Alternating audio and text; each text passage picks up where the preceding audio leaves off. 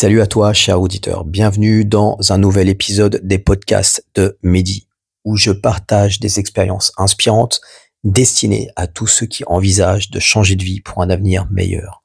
Je tiens à préciser que je ne suis resté qu'un an à Cotonou.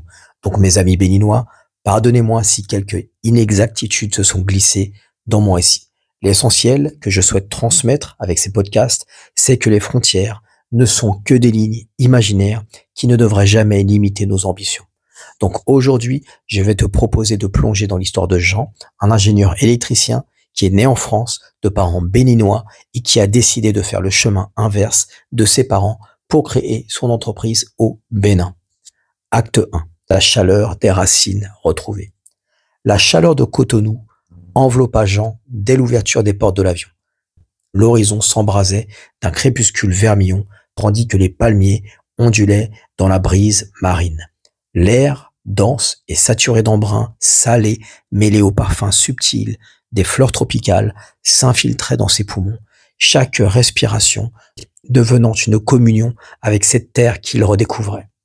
Jean, 38 ans, serrait la main de sa fille Emma, 8 ans, tandis que son épouse Julie réajustait la ceinture de leur fils Lucas, 5 ans.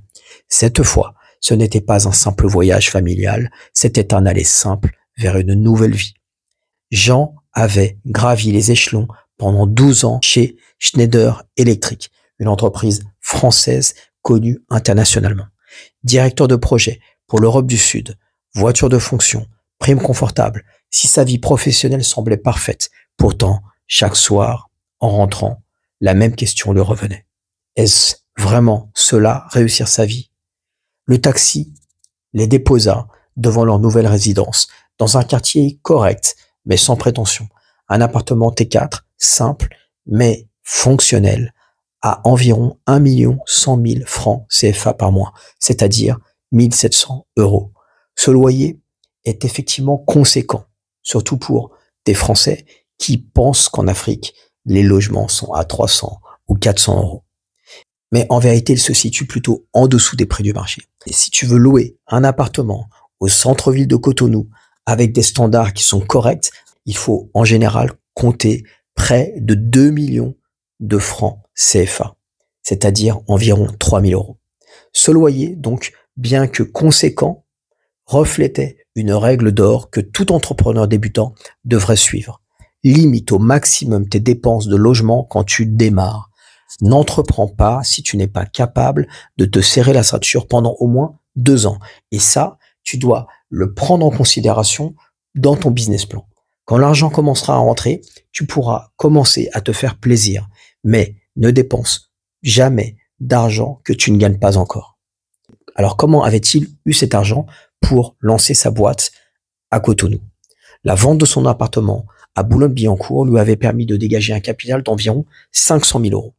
Une partie avait servi à l'achat d'un petit appartement dans le sud de la France, qui était une bouée de sécurité au cas où l'ouverture béninoise tournerait court, tandis que les 300 000 € restants constituaient son capital de départ.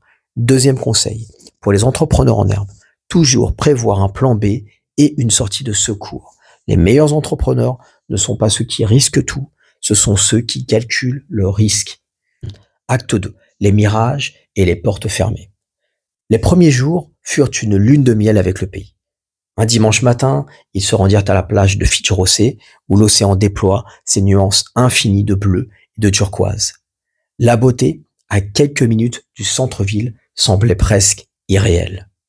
Ce qui frappa immédiatement Jean, c'était cette symphonie urbaine si particulière qui caractérisait Cotonou. Les chants des églises se mêlant aux appels à la prière, créant une bande sonore spirituelle qui se fondait avec les rythmes entraînants d'un mariage ou des enceintes d'un bar de quartier. Au fil des semaines, Jean découvrit cette autre particularité de Cotonou, une métropole aux dimensions d'un village. La ville conservait une proximité relationnelle déconcertante pour qui venait de l'anonymat parisien. Cette chaleur humaine, typiquement béninoise, cette absence de barrière à l'interaction contrastait singulièrement avec la réserve parisienne. Cette porosité sociale accélérait l'intégration. Mais Jean découvrit rapidement qu'elle obéissait aussi à des règles subtiles, comme un océan stratifié Cotonou s'organisait en couches sociales distinctes, presque imperméables les unes des autres. Ta place dans cet écosystème dépend fondamentalement de la valeur que tu as à offrir. Et c'est là que Jean devait réapprendre les règles du business. Au Bénin, comme en France d'ailleurs, le commerce, ce n'est pas tant une question d'argent ou de relations. Parfois, un service rendu gracieusement ouvre plus rapidement les portes que n'importe quelle campagne publicitaire. Les enfants furent rapidement inscrits à l'école française Montaigne, juste en face du Sofitel. Après les cours, ils jouaient au football sur un terrain improvisé tout près de la plage, sous l'œil attentif de Michael, un Français marié à une Béninoise qui avait créé sa propre entreprise à Cotonou. Ses conseils sur les pièges à éviter et les opportunités à saisir étaient d'une valeur inestimable. Puis vint le moment de concrétiser le projet. Électro-Bénin, une entreprise spécialisée dans l'installation électrique et la climatisation, respectant les normes européennes, avec une forte composante formation. Jean avait tout préparé depuis Paris. Business plan, détaillé, économie substantielle, contacts préliminaires. La réalité, pourtant, le frappa de plein fouet. Son premier rendez-vous au ministère fut annulé sans préavis. Le bailleur de fonds devint soudainement injoignable. Le local commercial qu'il avait repéré fut loué à quelqu'un d'autre, malgré les promesses du propriétaire. Un cousin éloigné lui transmit une leçon fondamentale autour d'un jus de bissap. Pour réussir au Bénin, connaître les bonnes personnes est essentiel. Contrairement à la France, où les procédures administratives suffisent généralement, ici c'est le réseau qui va t'ouvrir les portes. Jean commençait à comprendre ce que signifiait être à la fois d'ici et d'ailleurs. Trop béninois pour être français, trop français pour être béninois. Son cousin lui rappela un proverbe fond. Quel que soit le séjour d'un tronc d'arbre dans l'eau, cela ne le transformera jamais en crocodile. C'est alors qu'il reçut l'appel qui allait tout changer. Acte 3. La danse des fils croisés. Un certain David, cousin d'un client parisien de Jean, prit contact avec lui après avoir appris sa présence à Cotonou. David, entrepreneur prospère dans l'immobilier et proche des milieux politiques, l'invita à visiter son chantier. Un nouvel immeuble de standing de 5 étages avec 5 appartements par étage. Le chantier était impressionnant, mais l'installation électrique présentait un cauchemar technique. Jean observa avec effroi, on pourrait dire, des fils nus qui s'entrelaçaient dangereusement, des tableaux électriques sans mise à la terre, des compresseurs extérieurs exposés au soleil africain sans aucune protection. David lui présenta Félix, un électricien avec lequel il travaillait depuis 20 ans. Contrairement à ce que Jean aurait pu croire, Félix n'était pas responsable de ces installations défectueuses. Il venait lui aussi d'être appelé pour résoudre ces problèmes. C'était un homme d'une 50aine d'années, technicien expérimenté, mais sans formation d'ingénieur. Son expertise était complémentaire. Félix connaissait parfaitement les réalités du terrain béninois et savait gérer les équipes locales comme personne. La décision de David fut d'une sagesse évidente. Jean et Félix devaient travailler ensemble. L'expertise technique de Jean, combinée à la connaissance du terrain de Félix, formerait l'équipe parfaite. David avait compris que Jean, malgré sa compétence technique, se ferait en quelque sorte manger par les équipes béninoises s'il tentait de les diriger seul. Trop naïf encore, trop peu familier avec les codes locaux. Cette collaboration ne démarra pas sans heurts, mais progressivement, un respect mutuel s'installa. Jean s'émerveillait de la capacité de Félix à obtenir le meilleur de ses équipes avec 3 mots et un regard, là où lui aurait dû négocier pendant des heures. Jean découvrit rapidement que les défis ne se limitaient pas aux aspects techniques. Une mystérieuse érosion du matériel, on devrait peut-être dire plutôt une disparition du matériel, s'installa sur le chantier. Des tournevis disparaissaient, des rouleaux de câbles s'amincissaient. Première leçon, pour tout entrepreneur à l'étranger, anticipe les pertes invisibles et intègre-les dans tes calculs dès le départ. Naïvement, Jean voulut d'abord mettre en place un système de surveillance strict, avec des caméras par exemple. Mais Félix l'en dissuada. Il lui expliqua une leçon essentielle. Ces disparitions sont perçues pour certains comme une forme de compensation pour les salaires modestes. La solution n'est donc pas dans une surveillance acharnée, mais dans l'anticipation stratégique. Jean a appris à intégrer ce coulage, ce terme désigne les petits vols, chapardages ou gaspillage quotidien sur un chantier, dans ses devis, et a instauré un système de primes lié à la préservation du matériel, transformant ainsi les potentiels voleurs en gardiens vigilants. Cette leçon fut parmi les plus précieuses. Au Bénin, les problèmes se contournaient plus qu'ils ne se combattaient frontalement. Les économies de Jean fondaient comme neige au soleil. Julie commençait à s'inquiéter. Un soir de coupure d'électricité, elle exprima ses doutes. Est-ce qu'on a vraiment fait le bon choix? Est-ce que tout cela en vaut vraiment la peine? Jean contempla la flamme vacillante de la lampe à huile, qui était pour lui une métaphore parfaite de leur situation. Cette flamme était fragile, mais résiliente. Il invoqua la sagesse de sa grand-mère béninoise. C'est quand on plante l'arbre dans sa terre natale qu'il donne ses meilleurs fruits. Acte 4. L'étincelle et l'alliance. Le destin, ce dramaturge imprévisible, choisit un banal mardi de mars pour orchestrer le tournant décisif de cette histoire. Alors que le soleil, impitoyable monarque du ciel béninois, atteignait son zénith et que les ouvriers en pause cherchaient refuge à l'ombre rare du chantier, un claquement sec, tel le fouet d'un dieu courroucé, déchira la torpeur ambiante. Un court-circuit venait de naître dans les entrailles électriques de l'immeuble, là où deux fils antagonistes s'étaient touchés dans une étreinte aussi passionnée que mortelle. L'étincelle, cette minuscule supernova, enfanta rapidement des flammes voraces qui léchaient déjà le coffrage en bois comme un lion affamé après un long jeûne. L'odeur âcre du plastique en combustion, cette signature olfactive avant un incendie électrique, envahit l'espace en vagues suffocantes. Dans ce chaos naissant, Jean et Félix agirent pourtant en parfaite synchronisation, comme si des années de collaboration les avaient préparés à ce moment précis.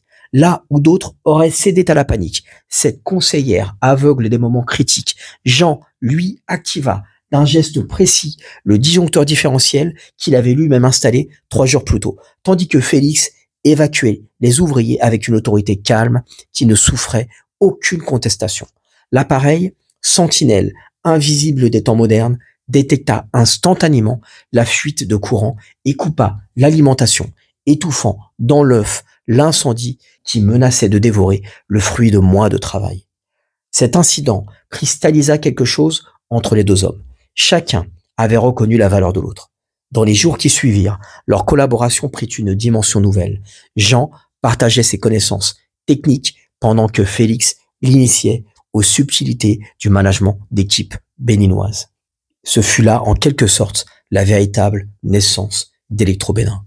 Non plus comme le projet solitaire d'un Béninois de la diaspora, mais comme une fusion des savoirs, une alliance entre théorie et pratique, entre une vision française héritée de plus d'une dizaine d'années d'expérience chez Schneider Electric et la sagesse millénaire africaine. Félix devint naturellement le responsable des équipes techniques et le premier formateur de l'école professionnelle que Jean avait imaginée. David, impressionné par cette synergie, commença à recommander Electro-Bénin à d'autres entrepreneurs. Les contrats commencèrent à affluer, certains modestes, des villas privées ou des petits commerces, mais d'autres plus importants. En tout cas, ce fut suffisant pour commencer à faire tourner l'entreprise. Le modèle économique d'Electro-Bénin était simple et efficace. Proposer des installations électriques aux normes européennes tout en formant la prochaine génération de techniciens qualifiés. Troisième règle d'or, pour toi, si tu veux entreprendre. Trouve un modèle économique qui génère 2 types de valeurs simultanément. Pour Jean, c'est à la fois un service immédiatement rentable, les installations électriques, et en même temps un investissement à long terme, la formation et le service client. Cette approche crée une résilience unique sur le marché. Dans l'espace de formation, Jean partageait une philosophie nouvelle. En Europe, nous avons tout à portée de main, mais cette abondance a parfois atrophié notre créativité. Au Bénin, vous avez été forcé de développer une incroyable capacité d'adaptation. Notre mission est de marier ces deux mondes. 6 mois après le début de leur collaboration, Lors d'une réception chez David, celui-ci partagea avec Jean une vision marquante. Au Bénin, le réseau est important, c'est vrai. Mais ce qui fait vraiment la différence, c'est d'avoir quelque chose d'unique à offrir.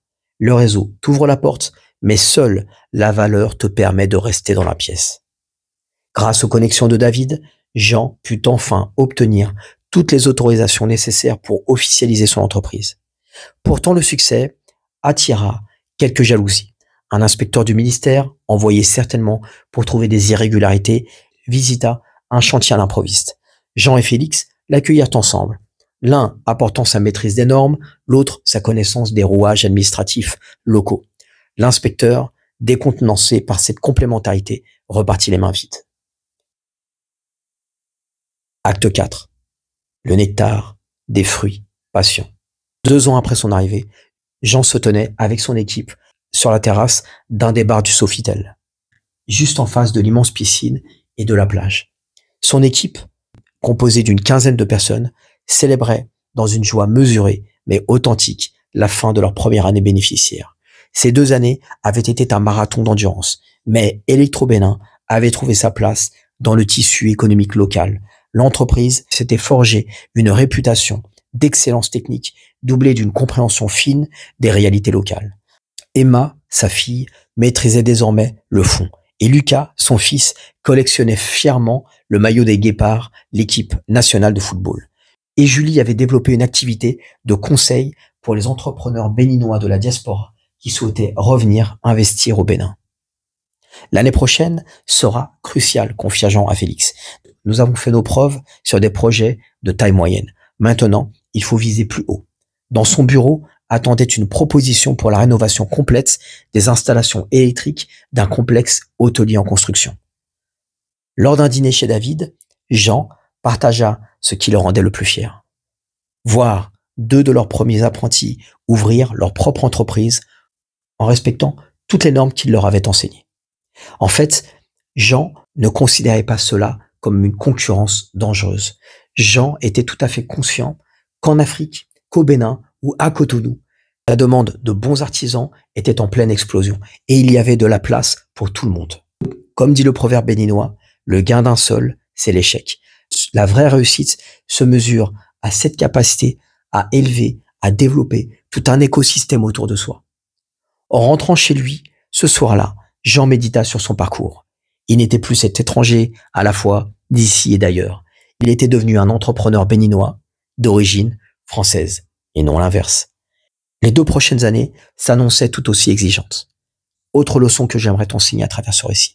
Sache que le temps est ton allié le plus précieux. La patience ne doit pas être qu'une vertu, ça doit être une stratégie.